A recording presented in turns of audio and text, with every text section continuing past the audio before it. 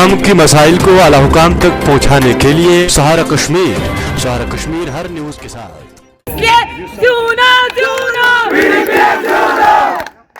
Lunch नहीं किया आपने, खाना नहीं खाया।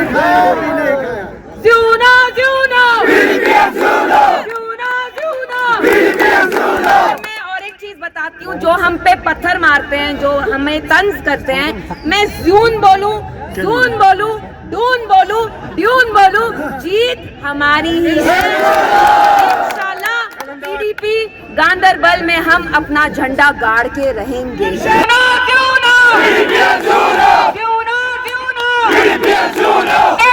ये पकड़ धक्कड़ का माहौल हम यहाँ खत्म करेंगे। लोगों को सोचना है, एक जमात ने यहाँ जुल्मों सितम लाया जिसका नाम है नेशनल कॉन्फ्रेंस, दूसरी जमात ने यहाँ वो जुल्मों सितम खत्म किया जिसका नाम है पीडीपी। हिफाजत हम करेंगे, ये करेंगे, क्योंकि जम्मू कश्मीर में फिर से पकड़ धक्कड़ का माहौल है। हमारे नौजवानों को पुलिस ले रही है, जेल में भर भर के। जम्मू कश्मीर के जेल इतने भर चुके हैं कि अब उनको यूपी में ढील लिया जाता है।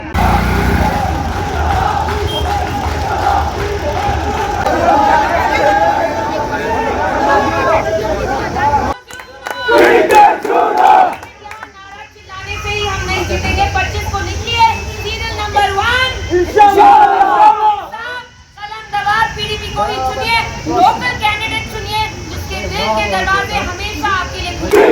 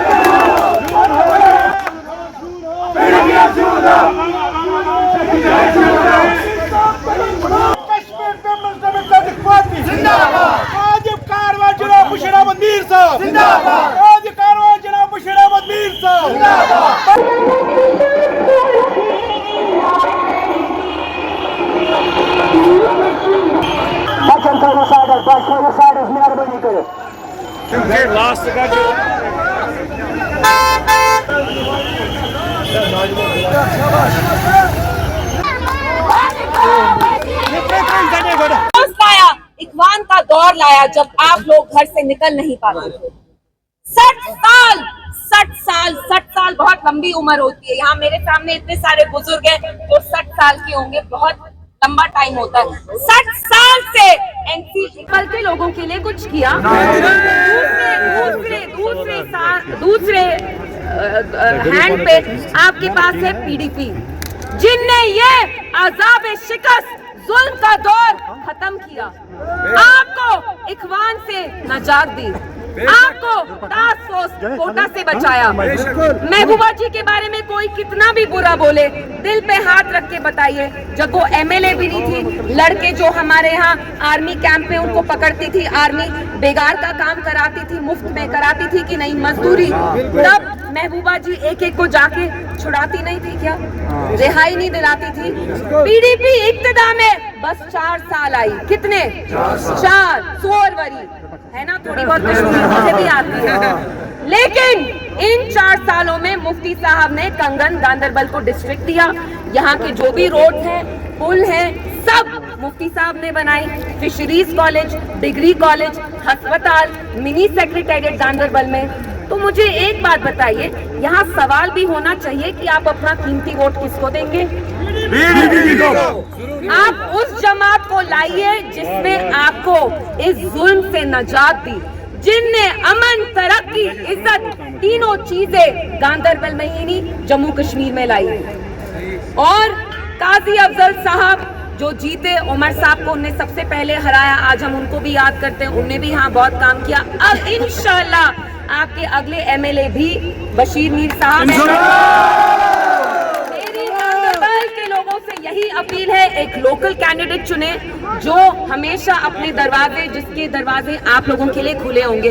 ये जो ऊपर से हेलीकॉप्टर से कोई दूसरा आ रहा है, वो कभी भी अपने दरवाजे आप लोगों के लिए नहीं खोलेगा।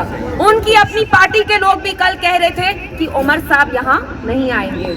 तो अगर चुनना है, यहाँ जो शेर है मेरे साथ, बशीर मीर साहब, जिनने पीडीपी का तब साथ दिया जब यहाँ सारे मिनिस्टर्स, एमएलए हमें छोड़ के चले गए। आसान चीज नहीं थी, इनने भी बहुत सख्ती देखी। बशीर साहब, शेर दिल बिला खौफ।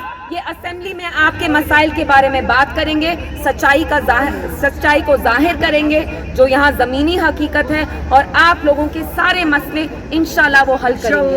तो गांधरबल के लोगों, आप लोग यहाँ आए, मेरा इतना प्यार से इस्तकबाल किया, उसके लिए शुक्रिया। लेकिन पिक्चर अभी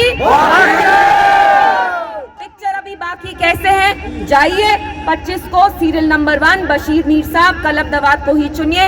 इंशाल्लाह आपका मुस्तकबिल ये संवारेंगे, बचाएंगे, और आपकी इज्जत हमारी इज्जत है, आपकी इज्जत की हिफाजत हम करेंगे, ये करेंगे, मैं करूंगी, पीडीपी करेगी। इसलिए अब लोगों के बीच में जाते हैं, छोटे छोटे इश्यूज होते हैं, वर्कर्स को भी कभी गिला शिकवा होता है, तो मैं सबको कहती हूँ, बिजबेहाड़ा में भी मैंने अपने वर्कर्स को यही कहा, लोगों को यही कहा कि सियासतदान भी इंसान होते हैं और इंसानों से ही गलतियाँ होती है। तो अगर आपको कुछ भी बुरा लगा हो तो मैं माफी मांगती हूँ। मैं बशीर मीर साहब से भी माफी मांगती हूँ कि हमें जैसे इनको शायद करना चाहिए था, अगर माफी मांगने से कोई छोटा नहीं होता। हमारी जीत हजम नहीं है। जो 2 महीने पहले कहते थे वो इलेक्शन नहीं लड़ेंगे, पियोन का वो ट्रांसफर नहीं कर सकते, आज वो 2-2 जगह से क्यों लड़ रहे हैं? क्योंकि उनको डर है, एमपी इलेक्शन हारने के बाद उनको पता है कि यहाँ भी उनका पल्ला साफ होने वाला है।